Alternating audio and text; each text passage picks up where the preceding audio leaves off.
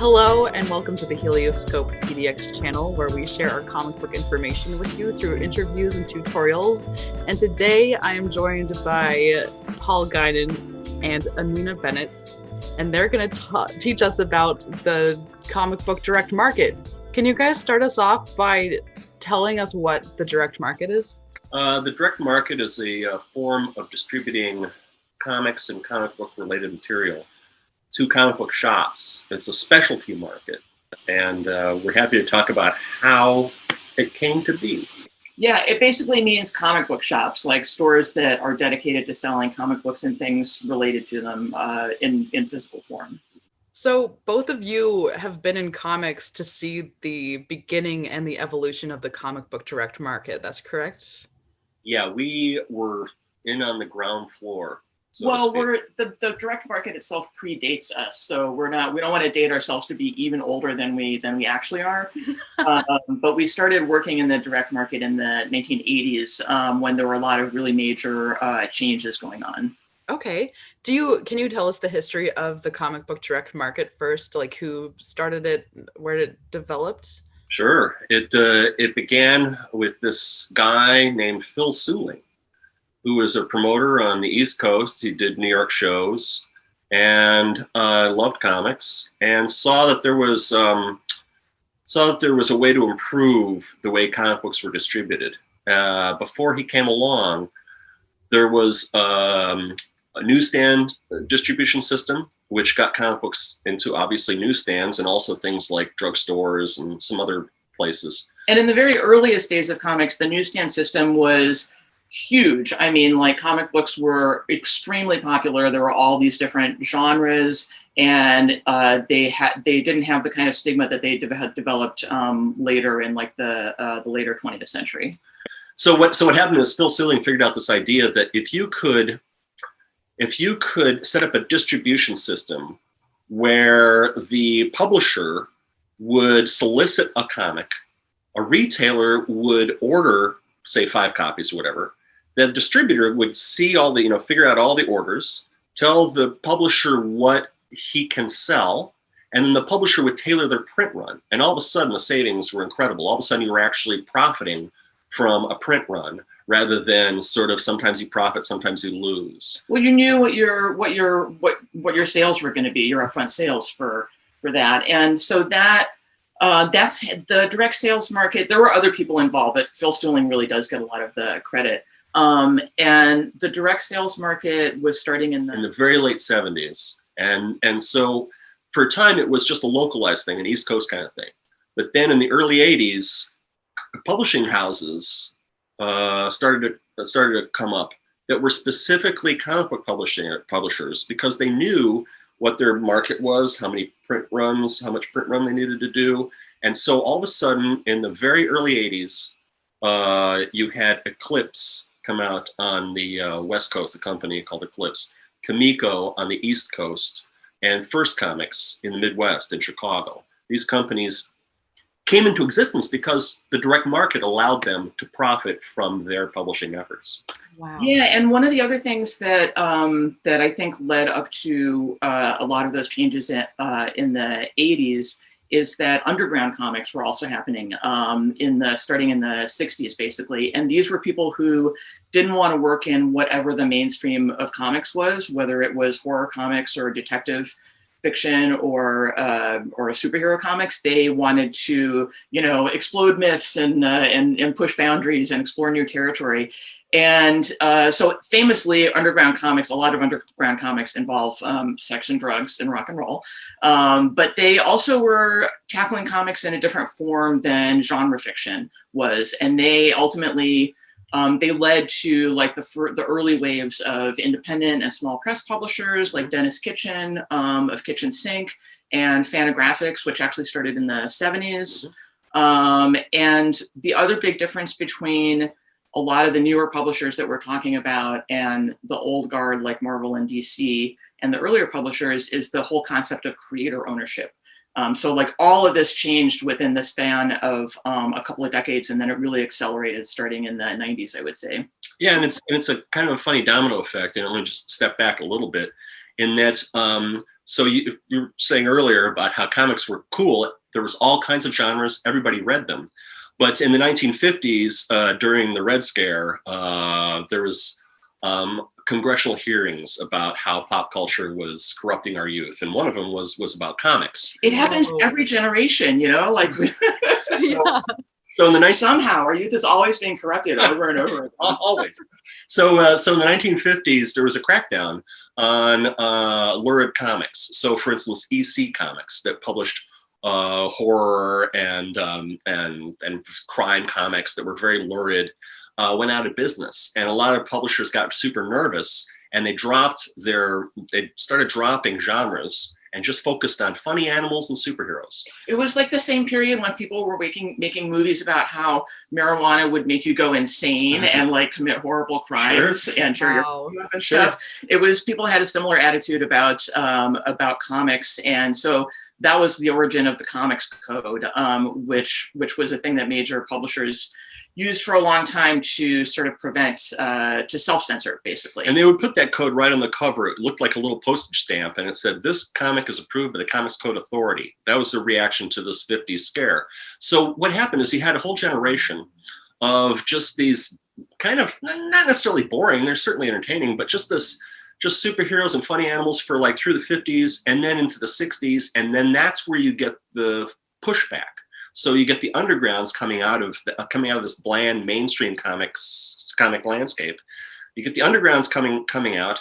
The undergrounds have their own little distribution system, which is pretty much just tailcoating the distribution system that's used by head shops and poster shops. Head shops and record stores. Record stores, like the main, like and some independent bookshops. Like there's a really big scene in the Bay Area, and certain other cities had their own kind of like bookstore scene for undergrounds. So when Phil Suling and this idea of the direct market comes in, that is dovetailing with the underground scene.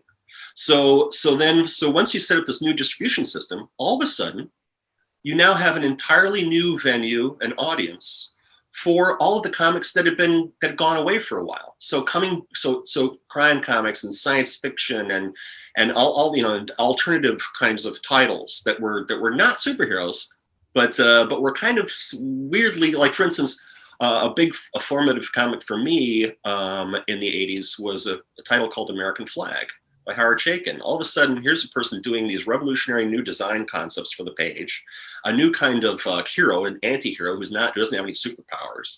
And I remember this being published by First Comics, and that's what caught my attention and got me back into comics. When I was in art school, I was going to go on and do filmmaking. But it was this local comic book company, First Comics, that came out of this revolution that reintroduced me to the potential of the medium. So I brought my portfolio case, went to First Comics, and got a job as a staff artist. And the rest is history. See, this is what I told you. Now I've forgotten what your original question was, because like, here's the history of comics. No, but it connects because you have the 50s backlash. It neuters comics. Then you have this reaction to neutered comics, which is the underground. And then the underground inspires a new kind of way of thinking about distributing comics. And then you get the alternative comics publishers coming out, the direct market. And then you have everything follows that. So you have Dark Horse and IDW, and that all follows. And the underground was also the only place that people were doing what we would now just call literary graphic novels, where some of them were, autobiographical from a first-person point of view, and really nobody else was doing those kinds of comics at the time. And they inspired generations in the 80s who went on to then inspire people who started doing and publishing graphic novels, in the 90s and beyond. Right. That is so fascinating. Like, the landscape of comics today would be so different without the direct market. Well, I do want to say, first of all, that the direct sales market, my capsule summation is that the direct sales market both saved and doomed comics in certain respects. There are a lot of comics and comic readers today who don't touch the direct sales market. Webcomics are completely outside of the direct sales market unless they go to print and are sold to comic shops or through comic shops. Graphic novels published by bookstore publishers are sold in a lot of comic shops, but they don't necessarily go through the same distribution system, and they're in a lot of other places, and a lot of people who buy them don't go to comic shops. So it became a real problem. There used to be two major distributors in the direct sales market. And when I was working on staff as an editor at Dark Horse in the 90s, one of them went out of business. And we all knew that was going to be a long-term problem. And Diamond Comics is still now the only major distributor of periodical comic books. Okay, so yeah, maybe we should back up and start talking about what happened after the direct market was created, like how many distributors there were and like what happened from there. So after the direct market starts to establish itself, independent publishers start to come up and produce work. At that time, in the beginning, there was a dozen distributors in the direct market. I mean, too many to count. And one by one, they either like bought each. It's classic capitalism. You know, you become successful. You buy your competitor, then you consolidate, grow, make deals with publishers to be the exclusive. I'm going to be your exclusive distributor. You have to sign with me, and you won't be distributing with anybody else. And so things start to get consolidated to a point that is not good for the business. And then finally, in the late 80s, Diamond was able to secure exclusive deals with DC and Marvel, and that was it. Then Diamond became a monopoly, and antitrust cases have been tried against it, but they've not been successful. But it is a monopoly, and that's a problem. Is this kind of where the direct market benefiting and also dooming comics in a way kind of starts developing? The dooming part is where any distribution company has a monopoly on a product supply chain. Well, I would also, the other thing that happened with the direct sales market is that like fans go to comic shops, right? Especially in the earlier days. Now they think they have a more diverse audience depending on how the shop is run and where it's located and everything. But like fans, people who were super into comic books were going to comic shop for most of the decades until the past decade or two, probably. And so the big publishers cater to those fans. So they would publish more and more try to capture more of that same audience, essentially. And in the 90s, this led to problems like comic books were trying really, really hard to prove that they were grown-up literature in the 80s and 90s because they had come to be regarded as children's literature after this whole like fiasco and sort of dumbing down after the 50s. And the direct market, these comic book stores are starting to prove to a general audience that this is a niche market. Mm-hmm. Right. So it meant like, the pie wasn't getting that much bigger. There weren't that many more people reading comics and going to comic shops, but Marvel and DC, being the two biggest companies, continued to try to duke it out and get more market share by publishing more titles and by publishing crossovers that would go on for months. And then like, if you want to read the entire story, you would have to buy 8 different DC titles or 8 different Marvel titles. So that's really problematic when you're, from a business perspective, when you're fighting for a static market, you're fighting for increasing market share against only one major competitor, is leaving very little left over for the others. And because comic shops are the main way, or were the main way and still are for a lot of people to physically get comics and graphic novels, especially before they became more widely available in bookstores and before you could order them on the internet and before digital comics and everything, this created a scenario in the direct sales market where you were getting more and more of the same kind of stories, and it was almost exclusively superheroes from the big publishers until it was proven by smaller publishers that people would buy other types of stories and other approaches. Yeah, and even during this period where for a while, Marvel and DC were having success at flooding the market, not just with titles, but also with variant editions. And this cover's got a foil. And so you better buy this, put it in your plastic bag in the basement, and then buy a reading copy. And then it and literally they was a weren't boom. Publishing comics for kids. Like, that's the kicker. They were not publishing comics for younger readers. You know how in the Eisner Awards, the big awards in comics, there are multiple categories now for different age groups? That's a recent development, and you could not have done that in the 90s because nobody was publishing comics for kids, and they were not publishing they didn't consider women to be a viable audience. And I'm going to be honest, they didn't consider people of color to be a viable audience. It was mostly about appealing to their core audience of white guys.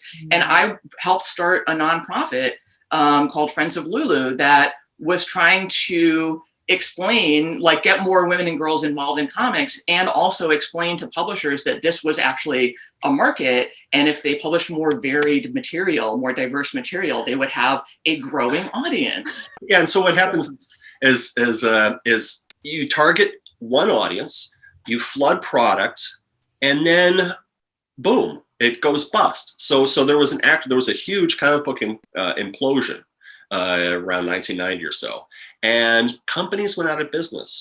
And then the cost of paper spiked at one point, which had a huge impact, actually. Yeah. So companies and retailers folded, tanked. I mean, there's like Eclipse went out of business, Kamiko went out of business, First Comics went out of business. All these pioneering companies that had all this hope and glory ahead of them were put out of business because of this very narrow-minded distribution of concept of distribution, about taking this wonderful direct market and just milking it as quickly and as fast as you can. Yeah. So we've in a way, we've already gone through a whole cycle of boom and bust with the way that our business is set up. And like any boom and bust, just one generation or 10 years later, and people forget and start making the same mistakes again. So like that for me is that's what I call the kind of doom of the direct sales market, is that was the nature of the direct sales market. It was a very limited audience for a really long time. And for a long time, if you were a comic shop that wanted to build a different kind of audience or a more diverse audience, it was an uphill battle. Like, you had to work really hard at it. Comics Experience in San Francisco and stores like that, Comic Relief, which are both run by friends of ours, but they happen to be like pioneering stores, and there were ones on the East Coast as well and in other cities that really paved the way and actually expanded the audience for comics while all this new stuff was coming out. Yeah, there was this legendary comic book store in Chicago called Haley's Comics, run by this guy named Sung Koo, who won multiple awards for having the best comic store in North America. But he could not keep his business running because of all of these tactics about, foil covers and like too many issue ones. Like, publishers just started putting out just, a title and then ran it for a few months and then moved on to something else. And then there's all these weird sales dynamics that evolved out of it. Like issue number 1 is quote unquote always more valuable of a series. And that goes back to the golden age, because the first issue of, Action Comics or whatever is worth $1 gazillion. But people started applying this unthinkingly to miniseries and to every new title. And so comic shops got in the habit of always, because their orders are non-returnable and they expected people to buy more of issue 1, they always overorder on issue 1. And if you're doing a 4-issue miniseries, you may find out that by issue 4, like, they're not actually ordering enough copies to satisfy demand, because they've now developed a formula to where they order, like this many of issue 1, and then they cut their orders by X% for every issue. So it also led to a lot of weird dynamics like that. As to any modern knowledge that an artist or writer should have about the direct market system, all you really need to know is the dates for solicitation, for the cutoffs of the orders, little things, little windows about when you need to push your comic that you're working on. That's about it. The rest, you just have to sort of let the chips fall where they may. And it's always good, if you have a comic that's being sold in the direct market, it's also always good to do direct outreach to retailers. Retailers usually really like to hear from creators.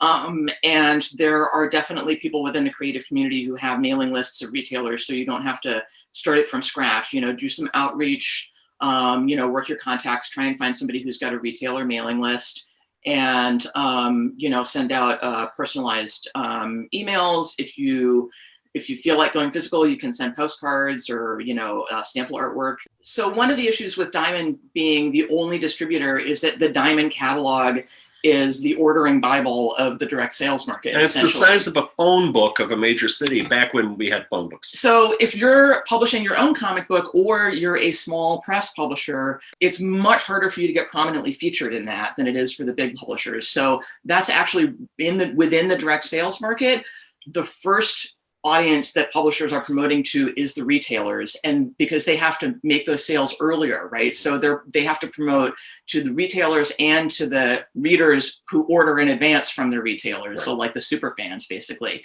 And so bigger publishers and more established publishers have a really big presence in that Diamond catalog, and your book is going to get a lot more space probably in the Diamond catalog and be more prominent if it's coming from one of them. And that costs money. Like if you're publishing through, I don't know how this works right now with Image, but if you're publishing through Image or certain other publishers, usually you might get a page rate and then a percentage of profits, but there's usually also a fee for like, the Diamond catalog for being listed, for having a page in there, basically. Mm-hmm. What do you predict happening in the future with the direct market? With the pandemic, I would say like that has just thrown a giant wrench and question mark into so many things that operate as physical businesses. So that is really hard to say. I personally think that the direct sales market is unsustainable in its current form. So I think that the distribution system needs to change, and the culture of comic shops has changed and is continuing to change. But there's still certain things that some of them do that makes it more difficult for people who aren't used to shopping in comic shops to shop there. Like racking, some of them still shelve a lot of their comics by publisher. Because that's how traditional comic fans shop. And so you go in and you look for your DC comics that you like. But if you're just coming in and you're looking for, well, I like mysteries, or I like science fiction, or I want to read stories about queer, teenagers in Idaho or whatever, unless the store shelves by genre, like many bookstores do, or has a really cool staff that you can talk to about stuff like that, which many of them do, but others don't. You're not going to find what you're looking for, and you're not even going to understand how the information is organized. So you're just going to kind of look at it and be like, oh, I guess I'll go check online. Actually, I missed a key ingredient that helped fuel the publishing explosion of independent publishers popping up all over the United States. And that is FedEx. And technology. Because before FedEx, artist writer had to live in the town that the publisher was in. So that's why all the artists and writers for DC and Marvel lived in New York or on Long Island, somewhere within commute distance. Once Federal Express came into the picture, you didn't have to live in the town. That was huge game changer, especially for publishers. Like, for instance, especially for myself personally. I'm living in Chicago. I go to work at First Comics. Okay, great. I can get gigs from them. I did some side work, inking some stuff for them. But I could now get a job with Dark Horse, which was way over in Oregon. And so I started doing some work for them. And eventually they hired us and had us move out to Oregon. But the idea of being able to do work for DC, I did work for DC and Marvel in the 80s, that it was like, oh wow, I don't have to. And then fax machines. So FedEx and fax machines were like these huge revolutions that actually caused kind of a diaspora of comic book creators across the country. Like even in the 80s, when he and I both started working professionally in comics, still like the majority of professional comic book creators were located somewhere in like the New York tri-state area, because that's where you had to be to do work for Marvel or DC and the other publishers that were located there, and to physically deliver it, Right. back in the day. Right. Well, and this was, I guess maybe we should clarify for our 21st century audience that this was also at a time when the original art was physically shipped around. Like it wasn't scanned. There was no digital artwork yet. There were no scanners. We didn't have computers in our offices until my first editorial job, probably. But even then, we were physically sending these big original artboards like to wherever they needed to go to get inked, lettered. That was a really interesting period to be in comics, because we saw so many changes in the audience and the marketplace and the technology all at once. I think right now is the most exciting time in comic books as a creative storytelling medium in our entire lives, possibly in the history of comics, because there is we've gotten past that period that we talked about earlier, where in the United States it was really kind of like just superheroes and a few and kiddie comics for a while. The other thing that we didn't really touch on that made a huge difference and that contributed to the diversification of audience and content is manga. When translated manga started becoming available here, and even before they were available in print and translation, people translated them and shared English translations with each other. So manga already had this underground fan base. And then when it started becoming available in English, manga collections fit better on bookshelves in bookshops, and they had all this diversity of content. So that was one of the other factors that contributed to, the sea changes that we've seen since the 90s. But right now, like, there's so many amazing comics coming out. I mean, if anything, there, like, my only frustration is that there are more than I can read, Yeah. And there are audiences. There are all these different audiences for comics. So we talked a little bit earlier about the direct sales market and how web comics aren't really part of that. So there's people who read web comics. There's people who read periodical, serialized comics. There's people who read literary graphic novels. There's kids who read early reader books and YA graphic novels that come out from book publishers. So comics exist in a lot more places and a lot more forms now than they did. And there's just so much creativity going on. Like, all the generations that are making comics now built on all the cool creative explosion and experimentation in the medium that was going on in the decades before, and it's an amazing time to read comics. It really is. Sky's the limit. Thank you so much for joining me for this interview. I learned a lot. I hope everyone else does. Thank you, Leila. We always enjoy talking to you, and to anybody watching, feel free to bug us on social media if you want to know weird stuff about the history of the comic book business and media.